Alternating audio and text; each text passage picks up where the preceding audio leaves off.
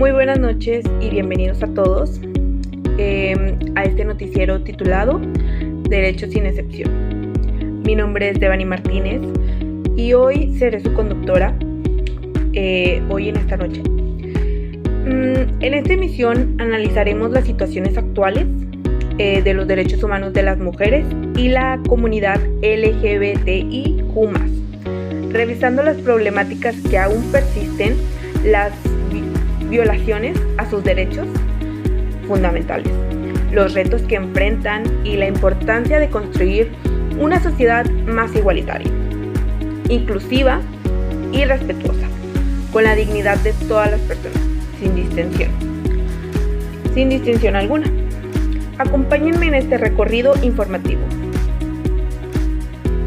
Durante este noticiero, esta emisión, les hablaré sobre 5 bloques de distintas ramas, distintas situaciones en las que se presenta la discriminación hacia este tema que estamos abordando, que son los derechos de las mujeres y la comunidad LGBTIQ+. Así analizando, reflexionando un poquito en qué áreas está más centrado la discriminación, la desigualdad, la inclusión hacia este tema que son los derechos de las mujeres y hacia la comunidad. Entonces, el primer bloque que tenemos es el de la salud y no discriminación. En este bloque nos habla, según un noticiero, sobre una situación alarmante. Esta nota es publicada por Animal Político el 12 de marzo de 2026, justamente hace 2 meses de este año. Así vemos qué tan difícil es la situación. Nos dice que mujeres trans y mujeres solteras están siendo víctimas de discriminación al solicitar servicios médicos. Se dice que se reportan hospitales públicos, el cual en esos hospitales el personal se niega a consultas, tratamientos e incluso cirugías necesarias, argumentando prejuicios, estereotipos o creencias personales, sin tomar en cuenta que la atención médica es un derecho universal establecido en nuestra Constitución. O sea, está marcado que la salud es un derecho, de que sí o sí debemos de tener, sin importar qué género seamos o cómo nos identifiquemos. Es un derecho que sí o sí debe llevarse a cabo, tratarse, y ser respetado más que nada. Esta acción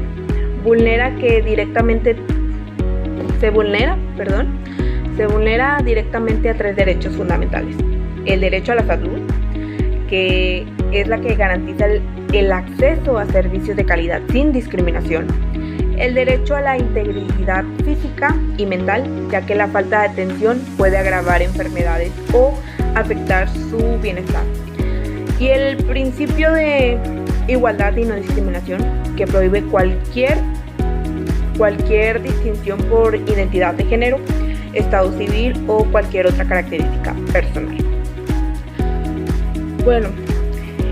En reflexión a este tema, que les podría decir, la salud no es un privilegio, como bien lo mencioné antes, es un derecho que pertenece a todas las personas. Es un derecho que sí o sí tenemos, sin importar nuestro género, sin importar cómo nos identifiquemos, es un derecho que sí o sí tenemos. Que existan estas prácticas demuestra que hace falta mucha sensibilidad, capacitación y supervisión en las instituciones de salud, y también de que, como bien lo dice, que hace falta mucha supervisión, pero ya centrándonos fuera, también afecta el tema desde casa, o el cómo esas personas que trabajan ahí, cómo crecieron sin saber bien los derechos de cada persona o sin saber cómo tratar a otras personas que, como bien lo digo, o sea, se identifican de otra forma, o sea, tienen otros gustos, y pues así, claro, o sea, eso viene desde casa también, tanto desde casa como de las escuelas. Bueno, no basta con tener leyes, es necesario que se apliquen y que el personal entienda que su labor es servir a la población sin importar quiénes sean, que es lo que les digo, que el simple hecho, bueno, sí, tenemos un derecho de la salud que sí o sí está marcado, pero pues las personas, como bien, si crecieron en un ambiente familiar donde la discriminación es muy alta, pues obviamente al tratar con personas que ellos sienten distintas, obviamente pues surge esa discriminación. Entonces esos valores o ese aprendizaje se va dando desde casa, desde las escuelas, que es donde más les inculcan, les enseñan a cómo tratar o aprender sobre ya no tener tanta discriminación en el mundo. Pero pues también, como bien lo dije, viene desde casa. Entonces, eso sería la reflexión, por así decirlo. El que la salud es un derecho marcado que sí o sí tiene que llevar, y sí o sí se tiene que respetar. Pero pues también depende de las personas, el cómo crecieron y el cómo tienen su mentalidad sobre ese tema. ¿Okay? Bueno, iniciamos con un tema muy fuerte, pero ahora pasamos a un tema que estuvimos revisando en los diferentes recursos educativos de nuestra unidad y que ha cobrado una gran relevancia en los últimos años: la violencia digital.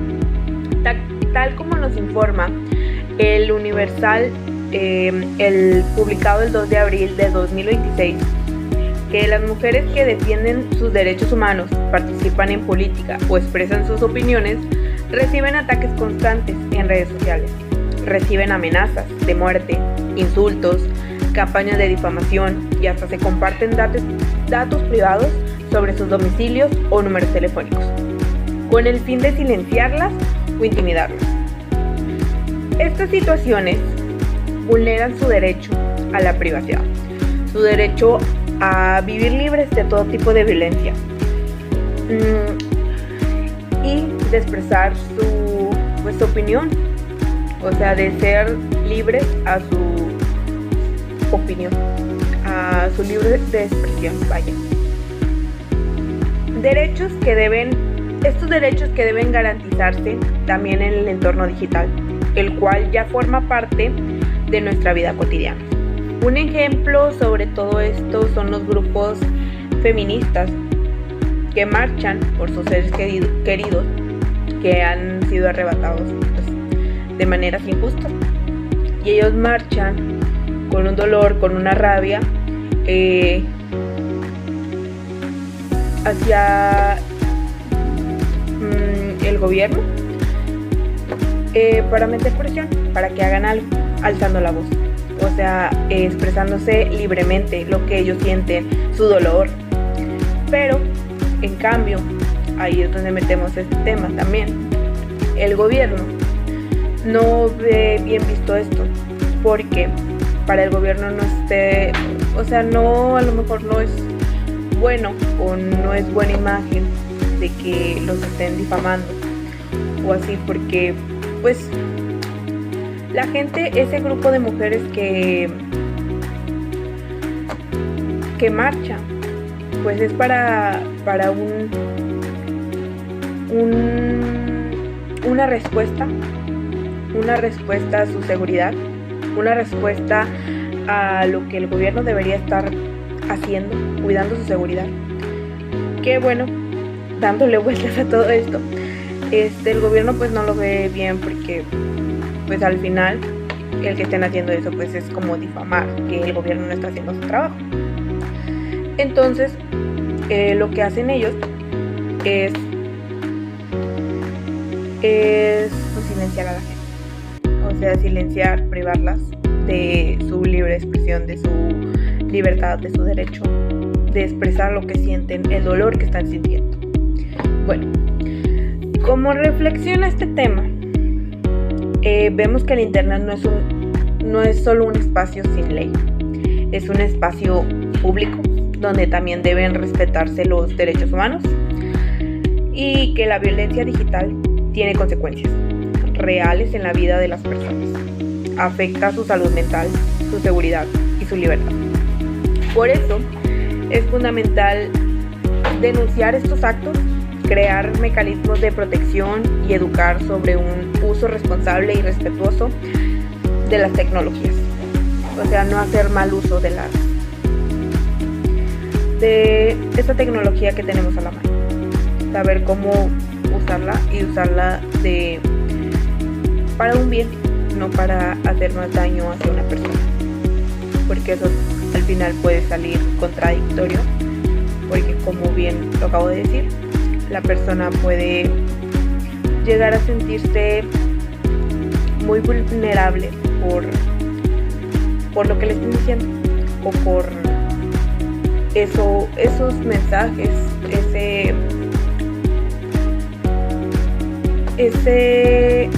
eso que le esté transmitiendo a esa persona como para hacerle daño, pero esa persona no siente que le está haciendo daño a la persona que está recibiendo los mensajes.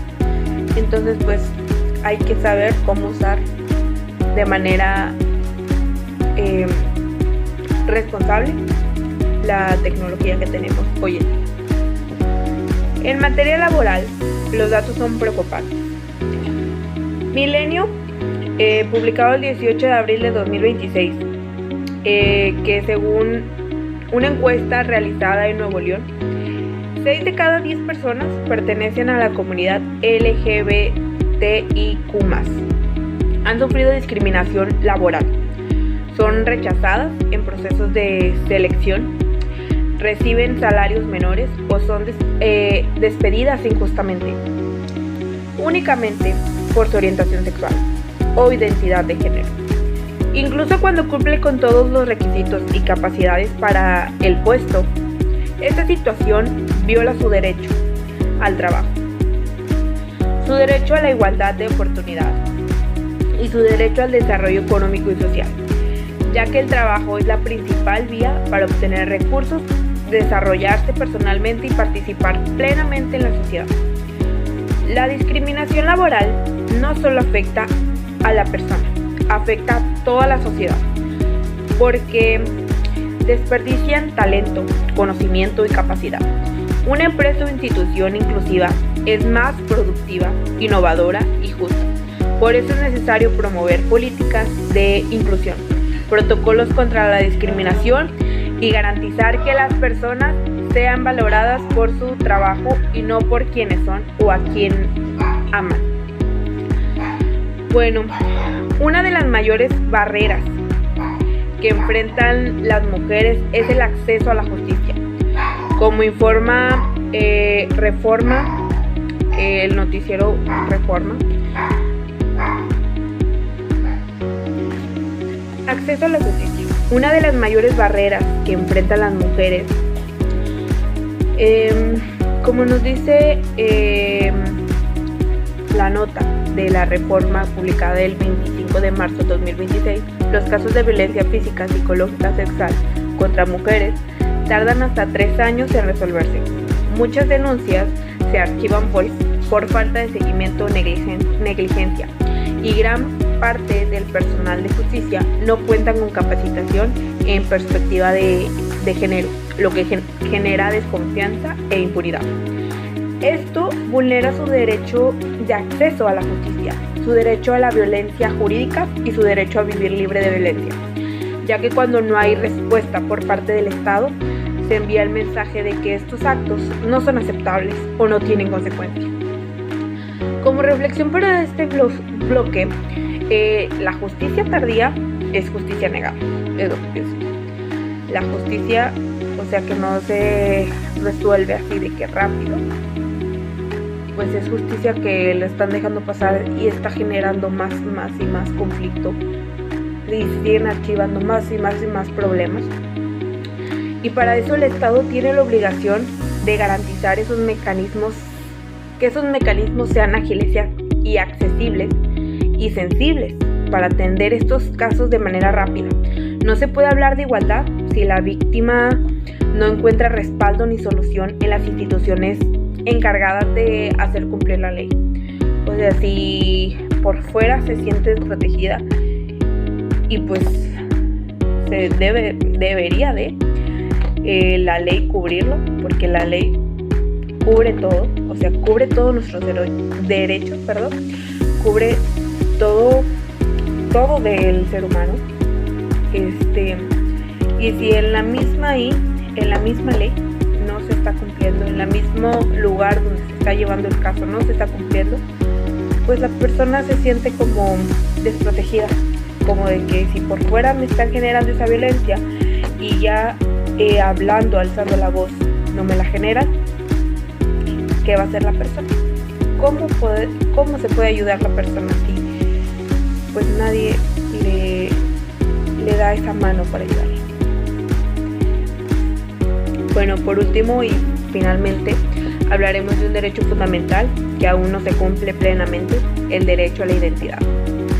Según nuestra nota de proceso publicada el 8 de abril del 2016, aunque existen reformas legales que reconocen este derecho y personas trans y no binarias siguen sin poder actualizar sus documentos oficiales, como credenciales, actas de nacimiento o pasaporte, porque los formatos, trámites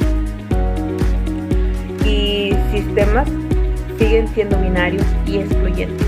Esta situación vulnera sus derechos a la identidad, que es parte de la dignidad humana, su derecho a la igualdad ante la ley, y limita su acceso a servicios básicos como salud, educación o servicios bancarios. Bueno, podemos decir sobre este tema que la identidad es cómo nos reconocemos, cómo nos sentimos nosotros como personas, cómo nos identificamos y cómo queremos ser tratados. Que existan leyes es un gran avance, pero es necesario que la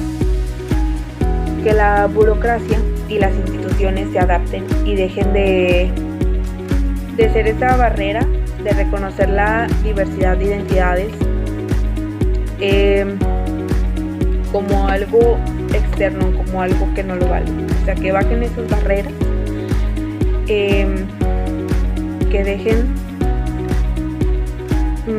esa riqueza de nuestra sociedad, o sea, identificar esa riqueza de nuestra sociedad, el poder bajar esas barreras, el poder cambiar nuestro pensar, cambiar el mundo de ahora, lo que estamos viviendo ahora.